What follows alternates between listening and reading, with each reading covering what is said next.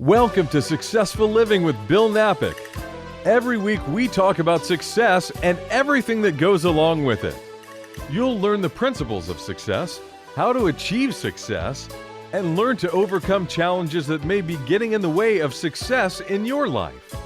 You'll hear from Bill Napick, a radio personality and business development expert, along with insight from special guests. If you're ready to find your path to success or take the success you're enjoying to the next level, stay tuned.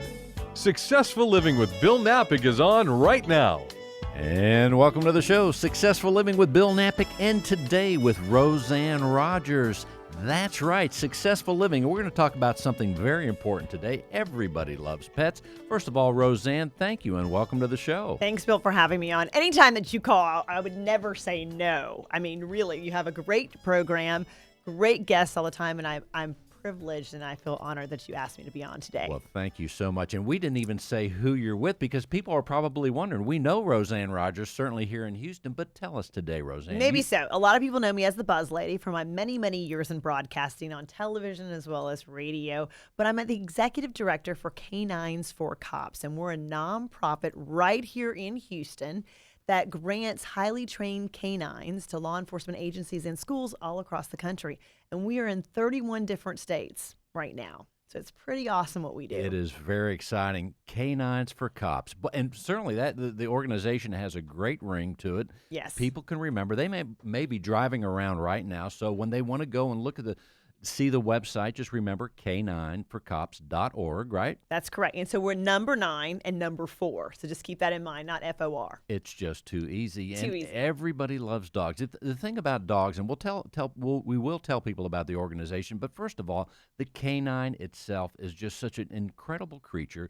People that are listening right now, many of them have dogs at home. And the domestic dog, I have 2 at home, and they're listening to the show right now. Of course they are. They would never miss your show. That's right. Callie, they're my biggest fans. Callie and Elvis, they listen, but they are trained to a point.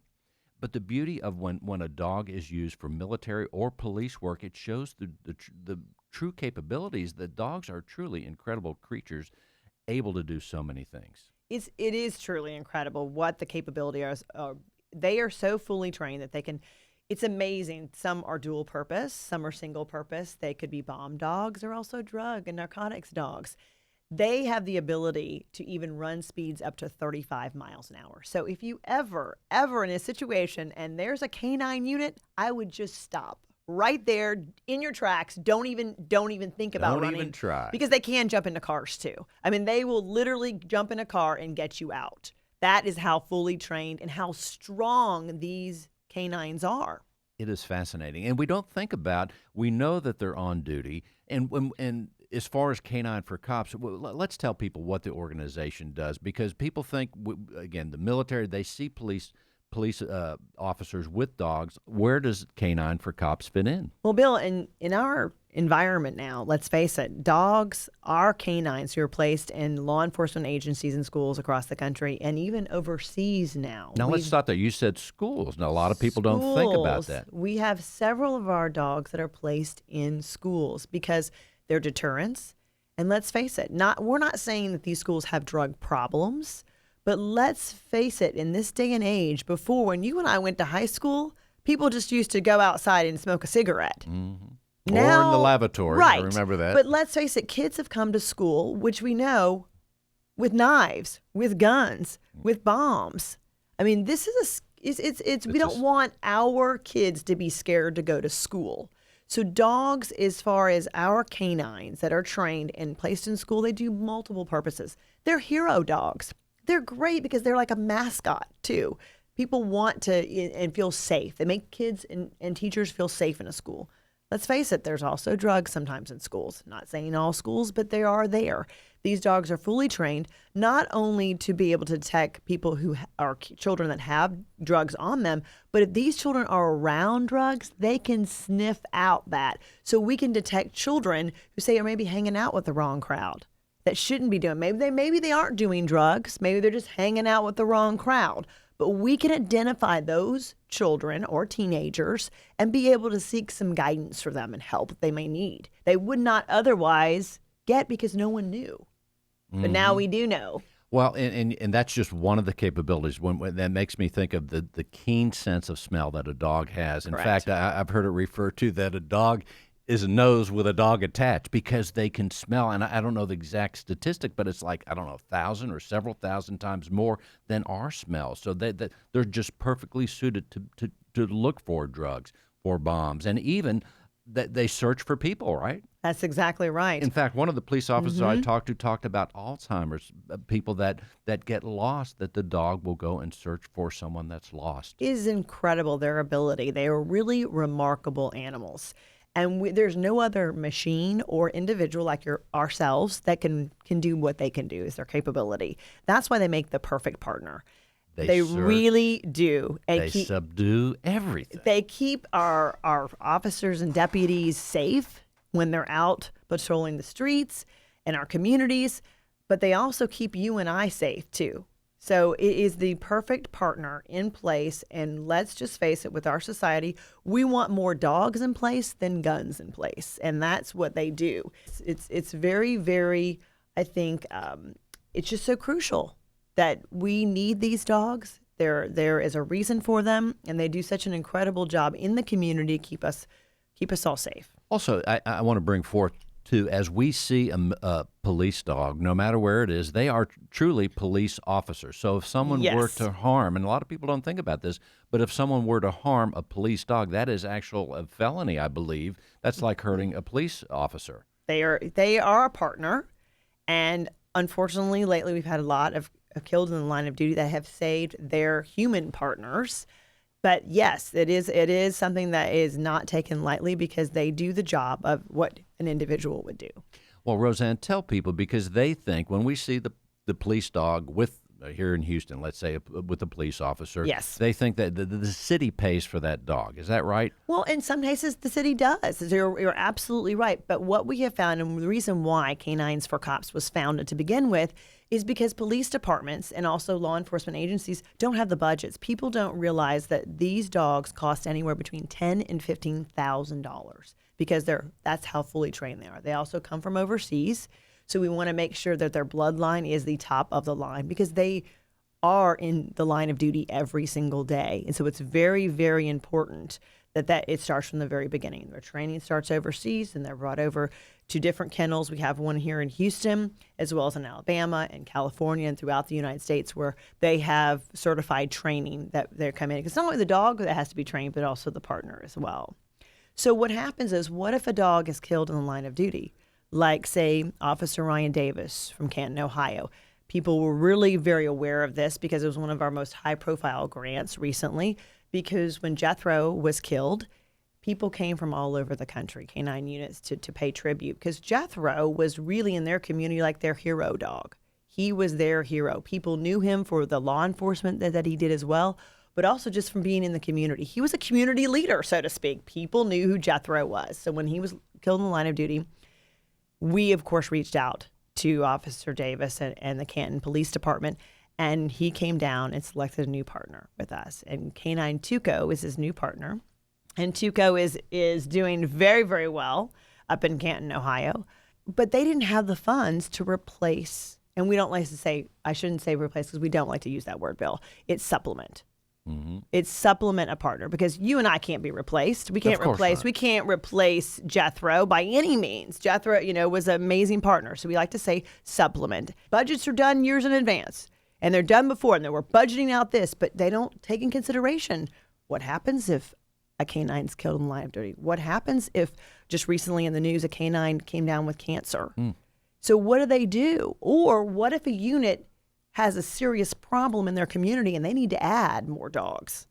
They don't have that in their budget, and that's where Canines for Cops comes in. The organization comes into play. That's exactly right. Now, and when you mentioned the police dog, Jethro, on our website, and I say our because I'm on the advisory board. You are. You're one of us. You're part of the family. And it's so nice and great to be part of such a great organization that does such great work. But on the website, K9forcops.org, you can see the video of Jethro, I believe his memorial service, and the turnout. And you hit a very important point, too, of the capabilities, and I will embellish it now, that the dog is also an ambassador.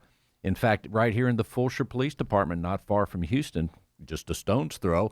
That's true. Canine Bell has her own Facebook page, and the interesting thing there, they got the dog to do police work, but it turned out that they were surprised that the dog had an extra capability of just being such a people person. I'm going to use that word. Yeah, it's a person. It's very true. Such a people person that they bring the dog in full shirt. It's an ambassador so that the police and the community, that they feel better talking to the police, and it also connects with children. They take Canine Bell, and the kids read stories to the police dog. So the dogs are fascinating, the capabilities. Well, that's what people we were talking about canines in schools. People think, oh, that school must have a drug problem. No, that's not it at all.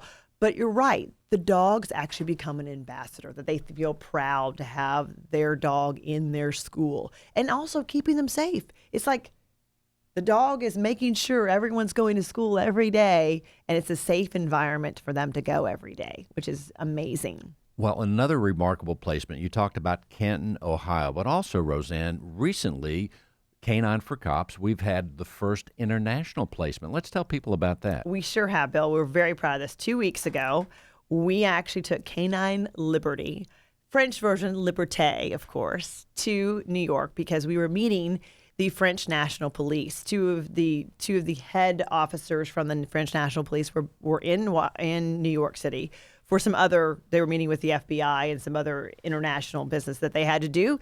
And we took Canine Liberty with us to New York. We had a big ceremony at the Consulate General, the French Consulate General in New York City.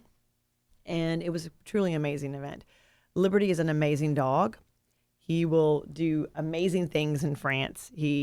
It was interesting because we all bonded with him so much during that time we had to be together, and then we were very sad to see him go, actually. It was really hard to put him on a plane to go then to Paris, France. And he is with the elite unit, RAID, with the French National Police, and that was the unit that actually went in during the Paris attacks.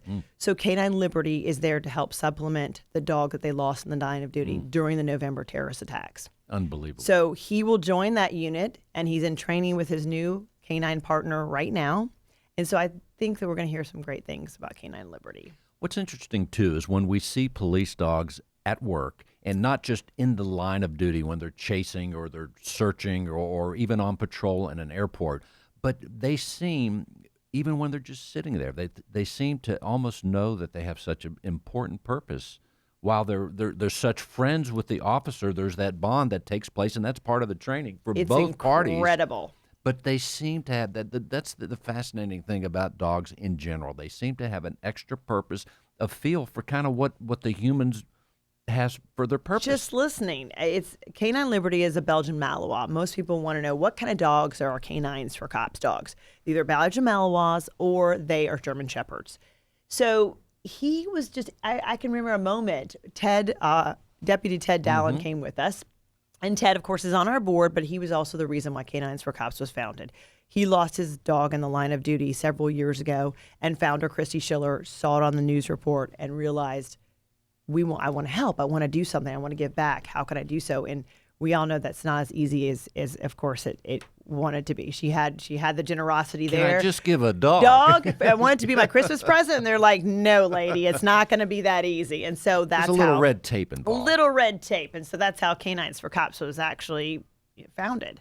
And that was the inception at the very beginning. So Ted was up there with us with Canine Liberty. And I could see Canine Liberty just looking at Ted going, just tell me what to do. I know I'm here. I'm here for a very special moment. I know it's big. They sense that. They can tell. That's right. We're walking through Times Square. We were on the NASDAQ, right there in Times Square, walking through hundreds of thousands of people. He did perfect. He looked for guidance. He wanted to know what to do, how to do it. And we gave him that. And he also felt a sense of, I trust you. You're with me. You've brought me here. I know I'm here for something. Not quite sure exactly what it is yet, but I want that guidance. And it's an amazing ability that they have to be able to listen and learn and bond all at the same time. And dogs watch their owner, we'll say, or their partner in this case, in terms of police work or military work. They look and they watch. They study us. They know what we're going to do before we do it. That's what's fascinating. And I think that's why that when we were with Canine Liberty in the short amount of time that we were with him, because Ted and I were actually had many visits with him prior to going to New York City to drop him off to the French National Police. But those 3 days were pretty intense because we spent a lot of time together. I mean, he was roommates with Ted.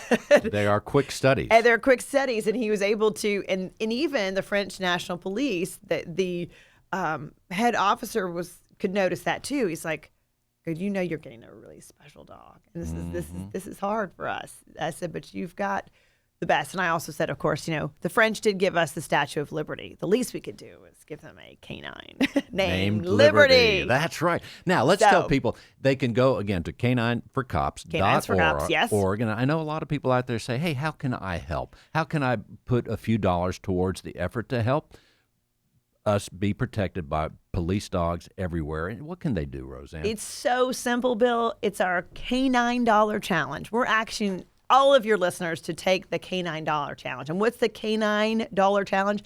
We'd like you to donate $9 to us. How about $9, huh? $9. Maybe not go out to eat this week or to lunch, or say not stop at the coffee shop on the way to work and say, I'm going to give my $9 to K9's for Cops. Because literally, with everyone helping, if we can get 2,000 people to do $9 just to resonate in your mind what this means, we can place 2 more dogs, one in schools and one on the streets.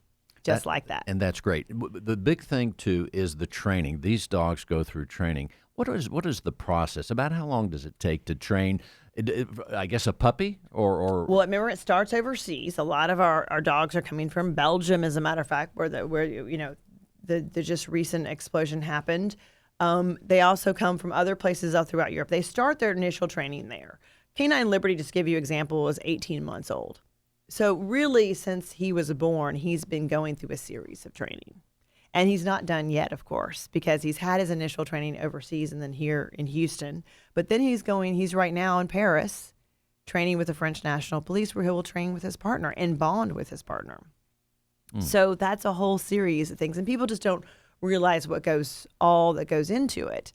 But it's well worth it because they are protecting us every single day. K9forcops.org, $9. That's all it takes. That's all it and takes. hey, if they want to do more than $9, that's even better. That's even better. We'd love to. Hey, we can even, you can even name a dog if you wanted to. There you go. Several different people have contributed and wanted to name a dog in their honor or in one of their family members' honor. So we have a lot of canines on the streets that are named after individuals. So it's pretty awesome. That is odd. Tell us, Roseann, what else is going on at K9 for Cops? Well, you were just this past weekend. We had Doggy Party on the Plaza over at City Center. Super fun. You talk about dogs everywhere. It was wonderful. So we do events like that all the time, which we're really excited about. This coming weekend, coming up, is, of course, with Brian Robinson. Brian Robinson is a defensive end for the Minnesota Vikings. He played at UT. Great, great guy. He has a fishing tournament going on, and it's taking place at Lake Fork, right outside the Dallas-Fort Worth area. And we're the beneficiaries. So if you are an avid fisherman, you need to go online to K9'sforcops.org and be sure to check out Brian Robinson. It's so cute. It's called Reel 'em In. Reel 'em in because, not only does he tackle quarterbacks, he can tackle the fish, let me tell you. He is quite the fisherman. How and he has a awesome. lot of celebrity NFL players participating, like Adrian Peterson is going to be there. And so he's going to just really do a lot of good things. And I'm very, very excited about being out there. So we'll be out there as well and doing a dog demo. We have 3 dogs that are placed in the Dallas area with the Dallas Sheriff's Department. And those dogs will be out there doing demonstrations for folks up there. Just the sight, and I'm picturing it right now. Yes. The sight of a police officer with a dog by their side, ready for action. That is just one of the beautiful sights that's out there right now, and to know that they're there to protect us and to protect the country is just tremendous. Well, you're going to see more of them too. We are, because we need more of them on the streets and in communities and of course in schools. And so they are part of our lives and they're part of being a great partner. And we just have so much going on that we really hope people will embrace this and come and be a part of our community, And of just course, like you have, Bill. The website is a great a vehicle for that. They can see these events that are upcoming, right? Yes. Well, when you say upcoming events, yes, we have, of course, Brian Robinson is doing the great Reel 'em In, of course, the fishing tournament. So if you're an avid fisherman, you can check that out. But what about Captain America? What about Civil Captain War. America? We all love Captain America. Opening night, we're going to do an opening night event. It's going to be a fundraiser where you can come and get your ticket and popcorn and all kinds of movie swag, plus get your picture with a canine. So check back to our website, K9'sforcops.org, and check out so you can join us on opening night to see the movie. I wonder when is that going to be? May 6th. May 6th. That's going to be here before we know it. That's what I'm telling you. You have to come and join us. Captain America. Captain America tattoos and all. You got to wear your Captain America gear. There's a lot of, different people. Iron Man's in the movie. No There's kidding. another superheroes in the movie, too. You want me to tell you, Bill? Well, yeah, go ahead. Keep going. Spider-Man's in the movie, Spider-Man. too. So you talk about a movie, and I bet you there's going to be some more kind of like things we don't know about that's going to happen in that movie. That is incredible. Now, so the beauty also of the website, great place to make a donation should you want to know about the events, also to learn. We're just able to scratch the surface here today, but it's also a great place to see the videos, how the organization started. Officer Ted is on that video. I know that. He tells his story, so we encourage people to go there. As they're driving, if they're driving, all they have to do is K9 for Cops. Well, super easy. Bill, also the stats. We have dogs. I mean, you and me could put our resume together and we still wouldn't even come close to one of our canines. Some of our canines have literally taken off $24 million worth of narcotics off the street in one bust. I'm telling you, these dogs are the ninjas of the ninjas. They are the peacemakers. They're everything all combined. We could literally get the whole hallway's resumes, and we wouldn't even compare. So the great thing is on our website, there's stats. So you can see and learn about what they do, how they do it, and how they're making an impact in our community. And what's interesting about that, it comes to mind, those statistics are there for people to know. A lot of stuff's on the internet, but guess what? There's a lot of things that are not known about what they do because of classified situations. That is true. But there are police dogs, military dogs at work every day doing things that don't get reported, doing heroic things, saving lives, and preventing terrorism in many cases too. So that is so important. And I remember, I forget the name. I think the dog's name was Sparky. Going back to the military, there is a dog, one of the first, I believe it was World War I. I was doing research a long time ago. Okay. But this dog was the first dog used for military service, I think, and not his remains, but I guess the taxidermy, is in the Smithsonian, and I think it's Sparky. And it wasn't a German Shepherd, but it was a little dog. But sure enough, they're helping us every day, all over the world. Well, and you are too, Bill, getting the word out, but also just knowing to be a part of the community, to make our community safer. There's ways to do that. And Canines for Cops is one of those nonprofits that we're doing and making a difference in every single day, not just here in Houston, but all over Texas and in 31 different states, and now Paris, France. Another example of a Houston organization that's helping, again, not just in Houston, but all over, having an impact on the world. The people have their eyes on Texas already, but they really have their eyes on Houston, don't they, Roseann? They do. Hey, everything happens. We're bigger in Texas, and we're bigger in Houston, Texas. That's for sure. That's right. And again, K9forcops.org. Really quick, what else, Roseann, should we know? You should just know to come check us out. And please come to one of our events. We have events all over the city of Houston. Sometimes we have fundraisers, but we do a lot in the community where we just show up. We want you to come out and meet some of our officers and our deputies and our canine partners so you can really be a part and embrace what's happening. We have some amazing canines we'd love to introduce you to. Indeed. And how about a $9? Come on, $9 right? challenge. We're giving you. We're embracing it. You can do it. Well, thank you so much for being on the show, ladies and gentlemen. Roseann Rogers, and we say hi to Christy Schiller out there, who was her idea many years ago. So thank you, Christy. And K9forcops.org. You're listening to Successful Living with Bill Napick. And today, Roseann Rogers, a great cause, and I'm so glad to be a part of it. Thank you, Roseann. Thanks, Bill.